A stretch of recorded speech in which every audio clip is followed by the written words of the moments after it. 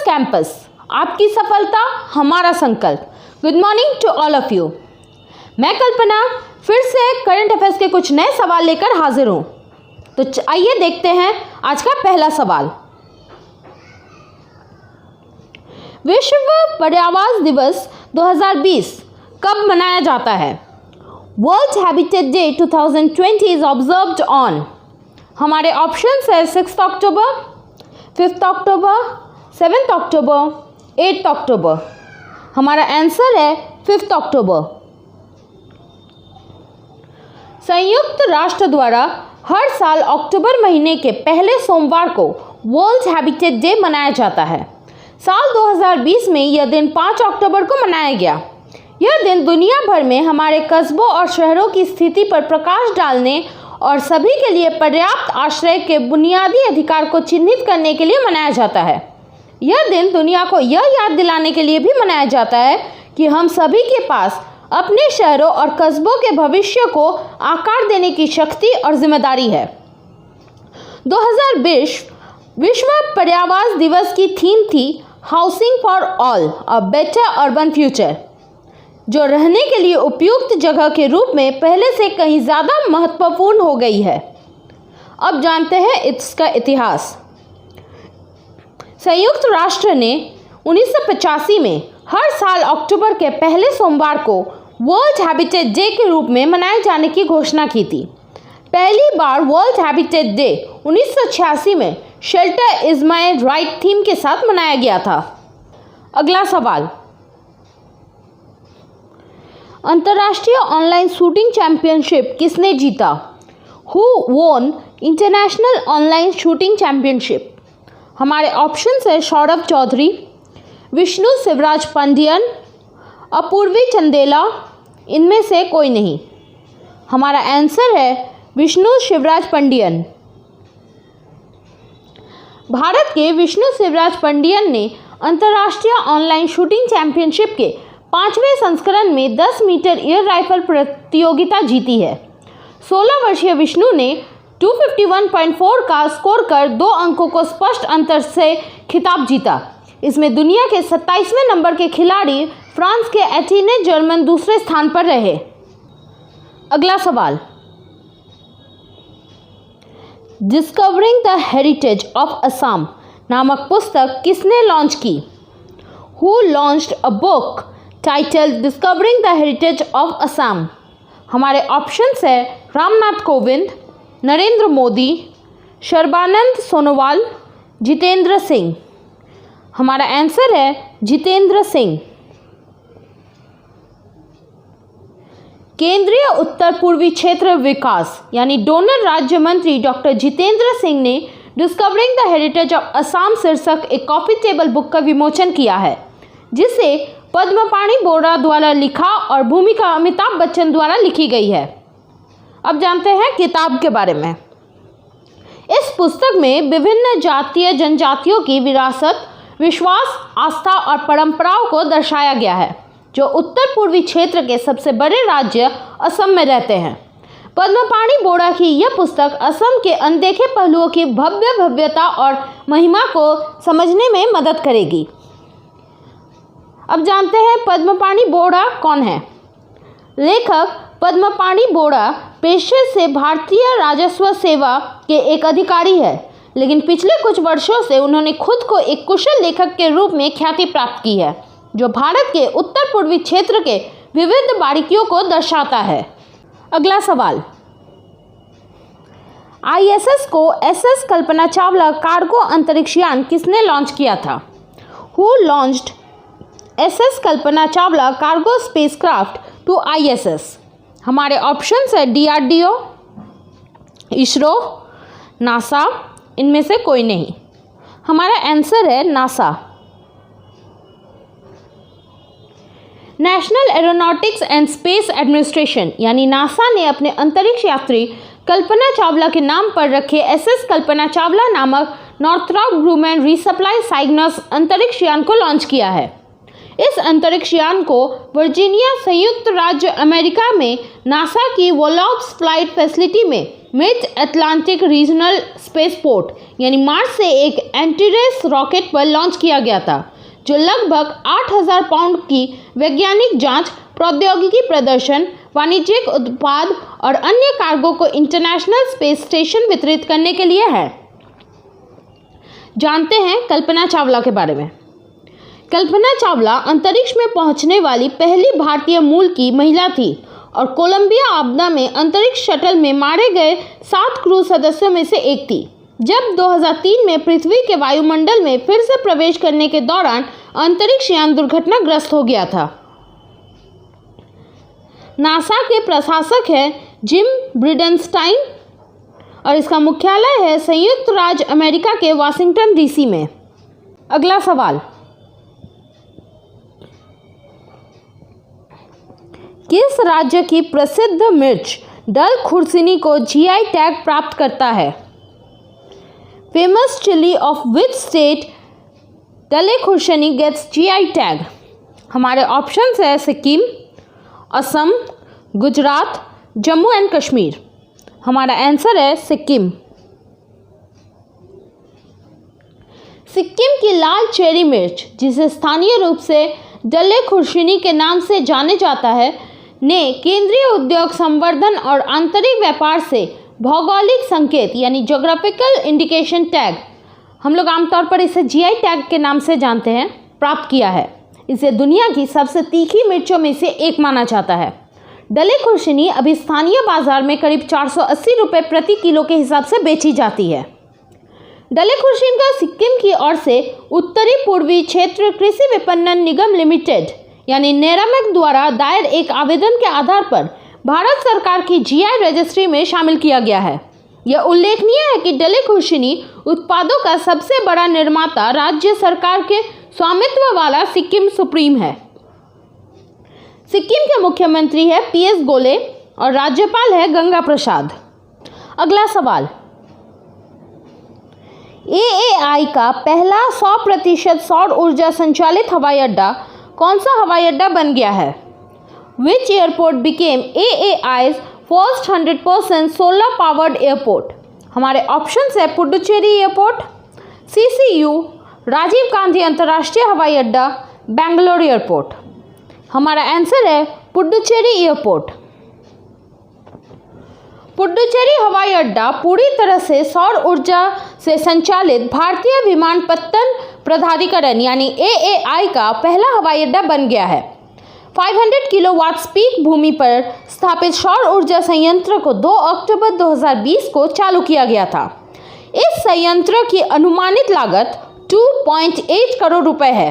पूरी तरह से बिजली तटस्थ होने के साथ पुडुचेरी हवाई अड्डा सौर ऊर्जा संयंत्र के माध्यम से अपनी पूरी बिजली की आवश्यकता को पूरा करने में सक्षम होगा।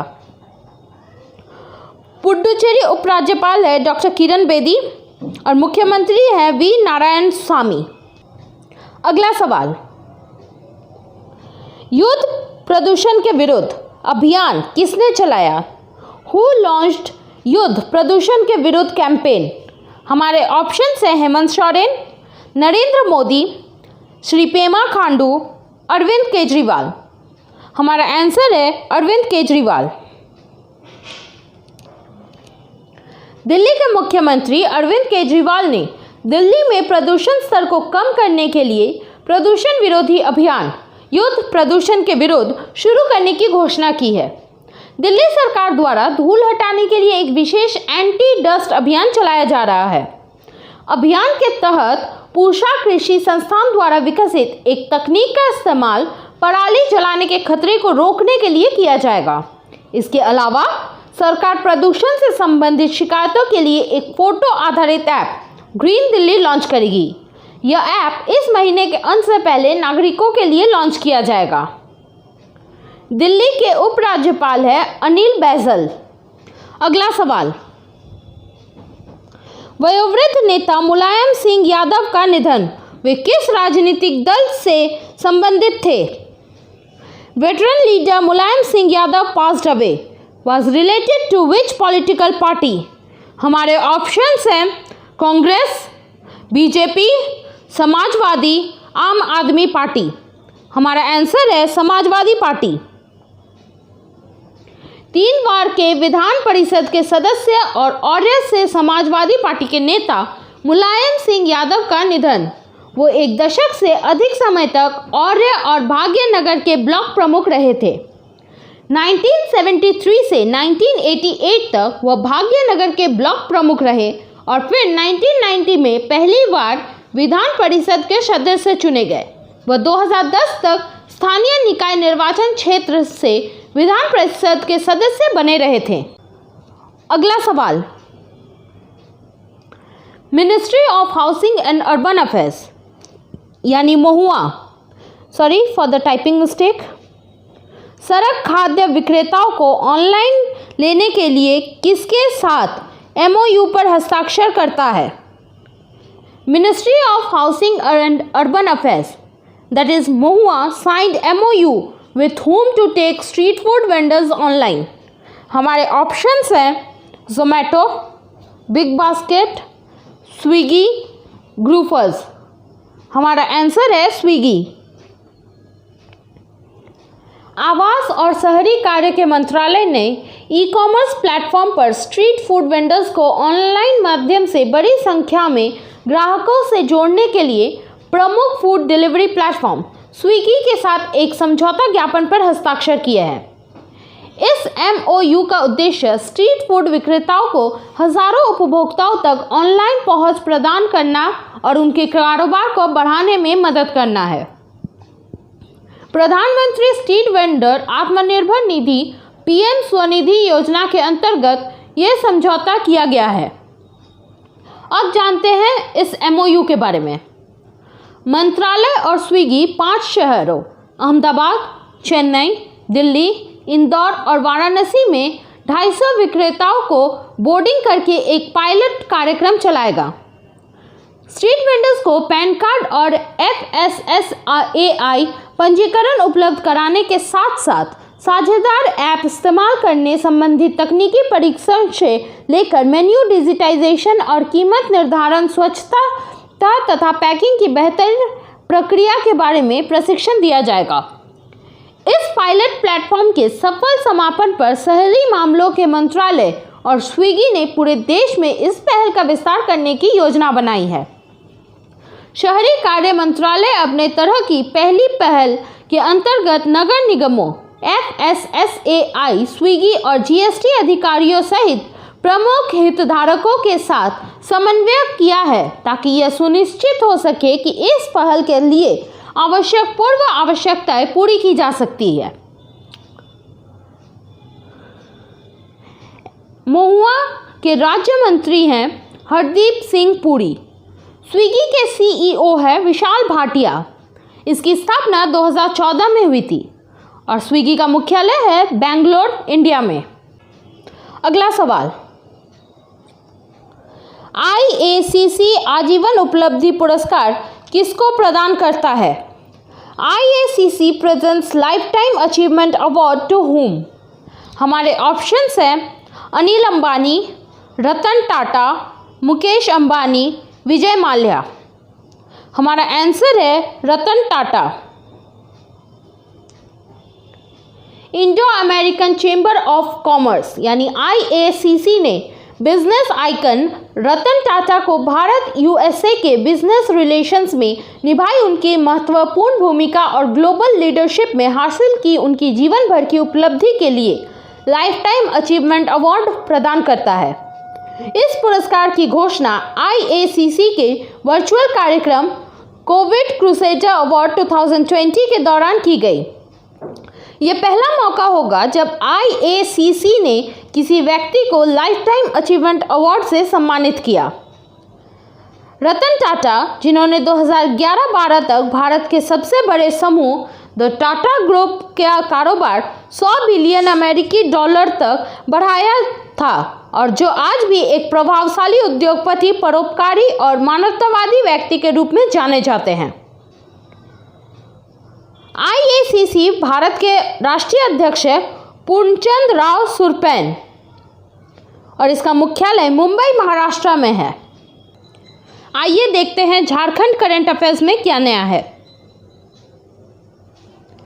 तृतीय झारखंड इंटरनेशनल फिल्म फेस्टिवल 2020 का आयोजन कब से कब तक किया जाएगा? हमारे ऑप्शंस है 1 से 11 अक्टूबर, 2 से 12 अक्टूबर, 5 से 15 अक्टूबर, 10 से 20 अक्टूबर। हमारा आंसर है 1 से 11 अक्टूबर।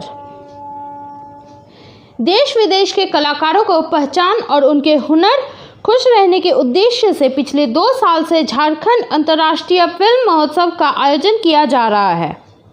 इसका आयोजन इस वर्ष भी किया जाएगा, लेकिन इस बार कोरोना काल के कारण यह अवार्ड शो ऑनलाइन होगा। तृतीय झारखंड इंटरनेशनल फिल्म फेस्टिवल का आयोजन 1 से अक्टूबर से 11 अक्टूबर तक किया जा रहा है। ऑनलाइन आयोजन में 53 देशों की 657 फिल्में शामिल की गई है। इसमें 85 कैटेगरी में अवार्ड दिए जाएंगे। अगला सवाल, राज्य में इको टूरिस्ट सर्किट के रूप में किन पर्यटन स्थलों को विकसित किया जाएगा? हमारे ऑप्शंस है चांडिल और गेटलसूद, दलमा, नेतरहाट और मिर्चिया। उपरोक्त सभी। हमारा आंसर है उपरोक्त सभी।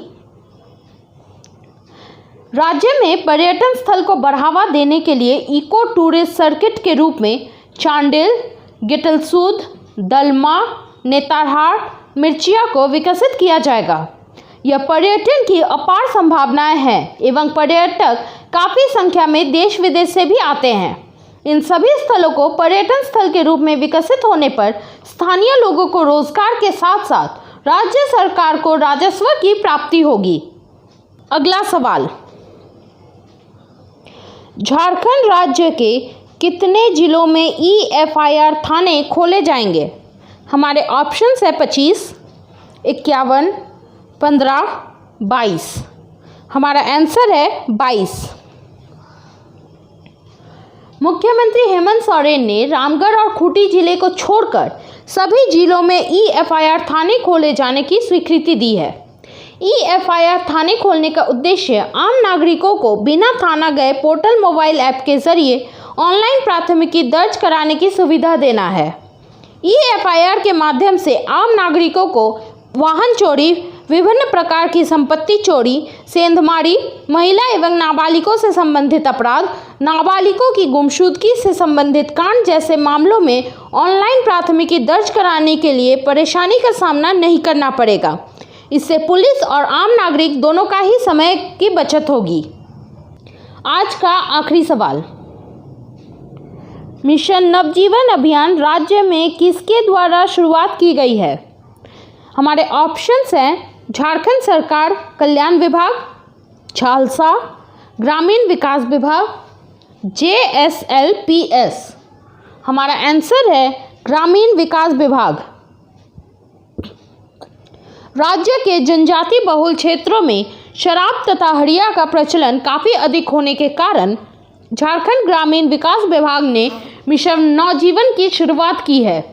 इस मिशन के तहत गांव में शराब तथा हड़िया बनाकर बेचने वाली महिलाओं के लिए चलाया जा रहा है, जिसका उद्देश्य महिलाएं इस काम के बजाय रोजगार के दूसरे विकल्प की तलाश करें।